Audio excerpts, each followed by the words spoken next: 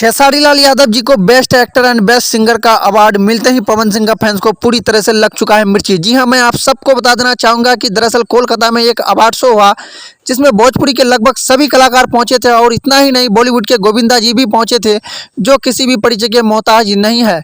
उस award function में अलग अलग कलाकार को अवार्ड मिला, लेकिन खेसारी लाल यादव जी का मेहनत और टैलेंट फिर से एक बार रंग लाया। उन्हें एक और दो अवार्ड नहीं, उनके टीम को मिलाकर पूरे 6 अवार्ड मिले, जिसमें बेस्ट एक्टर और बेस्ट सिंगर का अवार्ड भी खेसारी लाल यादव जी को ही मिला।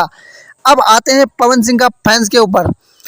दरअसल पवन सिंह का फैंस कह रहा है ये सब पैसा देकर साजिश रचा गया है। बेस्ट एक्टर का अवार्ड मिले तो यह सही था, लेकिन बेस्ट सिंगर का अवार्ड कैसे मिल गया? क्योंकि बेस्ट सिंगर का अवार्ड तो पवन सिंह को मिलना चाहिए। लेकिन मैं आप सबको बता देना चाहूँगा कि 2022 का यह अवार्ड शो था, जिसमें 2022 में खेसारी लाल यादव जी ने गाना के माध्यम से वो कारनामा दिखाए थे जो कि पूरा दुनिया में एक म्यूजिक लिस्ट जारी किया गया था, जिसमें टॉप 10 में खेसारी लाल यादव जी का ही दोनों गाना बना हुआ था। एक गाना का नाम था नथुनिया और दूसरा गाना का नाम था कोको कोला। तो बताइए, गाना के माध्यम से भी तो खेसारी लाल यादव जी ही आगे थे, तो कैसे पवन सिंह को बेस्ट सिंगर का अवार्ड मिलेगा? खैर कोई बात नहीं, खेसारी लाल यादव जी ने मेहनत किया और उस मेहनत का फल खेसारी लाल यादव जी को मिला।